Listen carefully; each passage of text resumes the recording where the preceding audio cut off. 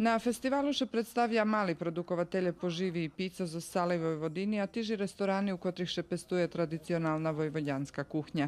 Stejna hodina stupja 100 vykladača, a naščeviteljom budu ponuknuti jedla, vino, paljenka i pivo. Toho roku Šitsko calkom inšak vypatra. Limanski park ušoreni pouhľadze na veľký švetovo i regionálni festivali i naša ideja, že by sme na tim prekrasnim prostore predstavili šitskih produkovateljoh domašnjih produktoh. Pod čas festivala budu organizovani i robotnji za dzeci na temu zdrave i poživi, a tiž i rižni edukaciji za odrosnutih. U muzičnej časti nastupja Veljki tamburovi orkestar Radio-televiziji Vojvodini i poznati novosadski bendi. U ramikoh festivala bude organizovane i veljke zmahanja na kotrim budu učestvovat 100 kuhare z cale Srbiji. Tema zmahanja bude vojvodjanske jedlo na sučasni sposob. Vojs na festival hodno za darmo, a budu ponuknuti i voučeri od 50 po 200 dinari za kotri ljubitelje vojvođanske kuhnje, hodni koštovac rižni specijaliteti.